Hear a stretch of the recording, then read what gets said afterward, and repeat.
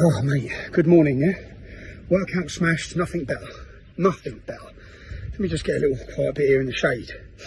Let me talk. I'm seeing lots of questions from members of the public saying, why are they attacking the police? Why are police stations being targeted? Just to give you a bit of a knowledge of why people are angry with the police, and to the men committing the violence, lads, those individual police officers who are coming out doing a difficult enough job have got families at home. They're ordinary people, okay? The people pulling their strings is who you need to be angry with. Why are people angry? I'll tell you why they're angry.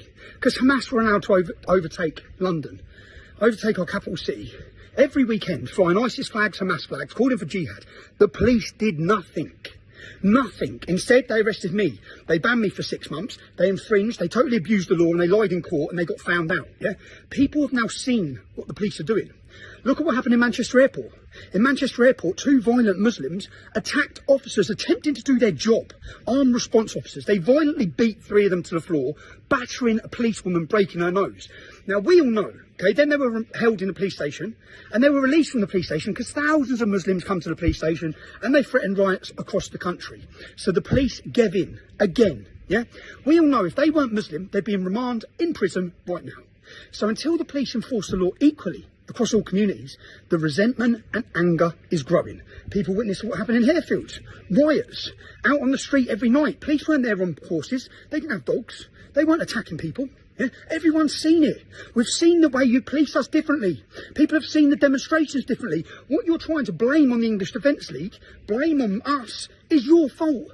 You've caused this resentment, treating communities totally differently, coming down on a ton of bricks on certain communities and allowing others to rape and pillage their way through this nation. We're at 40,000 terrorists on a watch list, jihadists, 40,000 of them. And you've arrested the organiser of a democratic protest in Middlesbrough. He's currently under terrorism legislation. You arrested me under terrorism legislation. To the people taking part in these demonstrations, we had 100,000 people on the streets of London in a peaceful resistance. That 100,000 will become 250,000. 250 will become 500,000. A peaceful revolution is brewing in Great Britain. A peaceful revolution. To the men in these towns and cities, and to the police, the establishment, in 2009, when we took to the streets in Luton over the attack against our armed forces, when we attempted to have a peaceful demonstration, you kettled us, you attacked us, and you charged us on police forces. Did that work? No. Our 250 people turned to 1,000 with balaclavas on. Yeah? You created Tommy Robinson that day. And in your actions in the last 3 weeks, or not, since October 7th, you've created thousands of Tommy Robinsons. You won't crush people like this. Okay, people, and to the lads taken to the streets in the towns and cities today, these young boys need leadership. Take their balaclavas off, take their masks off. They're going to get years in prison. Okay, it's not helping the cause. Do you know what we need right now in Britain?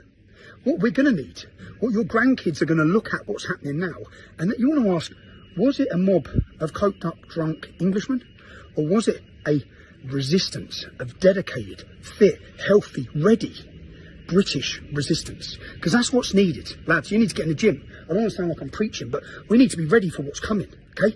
Look, what we've witnessed since October 7th is like the trailer to a movie. The movie ain't even started yet. You see the rapes, you see all these migrant hotels, they're not slowing them down, they're speeding them up. They're flooding our country, yeah? We either win this battle, where we don't become minorities and don't see every town and city in this country taken over by hostile jihadists, rapists, criminals. Yeah? That's one outcome, or we win. Through peaceful resistance, we cause a revolution in this country, and the public are ready for it. Everyone's ready for it. Yeah, the time is now. The time, and lads, up and down the country in the towns and cities, these young boys are looking for leadership. Okay, we had peaceful demonstrations in London because we had leadership. We had committed men, not just me, we had committed men across that movement willing to stop people who are stepping out of line. You need this in your towns and cities. Well, man, you need this now in your towns and cities. So family putting their hands up, going like that, everywhere I go, all right? The public opinion's changed, lads. But please, man, there's young boys there, they're angry. I was angry. I said in 2009, we put balaclavas on, we knew nothing else. We were angry. We were forgotten. We were neglected. Our town was being taken over. Our daughters were being raped. People are feeling the same. But we're on the verge of something massive where we've won the hearts and minds of the public. Don't undo that, yeah? So lads, in every city across this country, control your boys, man. Control them, direct them. a peaceful resistance is growing. But to the people asking questions of why this is happening is because of a two-tier policing system which has attacked English people and a government who has declared war on them, who has not sat there. You know, after every riot, George Floyd, a criminal, gets killed, and our leaders, the Capitol burns, cities burn, people are attacked.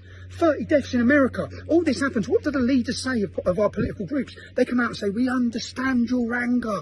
We understand it. Oh, don't you fucking understand ours? Don't you understand when they're raping their way through our towns and cities? When our daughters in every town and city are being raped? Don't you understand why we're angry? You can't just call every mother and father far right or racist for wanting safety. What are they asking you for? Safety. Save our kids is what they're shouting. Save our kids. They're our children. We need them protected. You're failing. People, you cannot rely on our government or police. They will stand by, okay? We need to form a resistance. It needs to be organised. It needs to be disciplined. So please, I'm watching what's happening. And to the people who are saying I'm glorifying it, no, I'm not. I've appealed for calm the whole way. We organise ourselves, yeah? I'm just keeping the public up to date, which is what the media won't do, with what's happening and why it's happening, okay? And where that anger's coming from, okay? Unless you give people some light at the end of the tunnel, resentment and anger by you thinking you can hide these community problems, that's all it's going to breed. More resentment, more anger, more violence.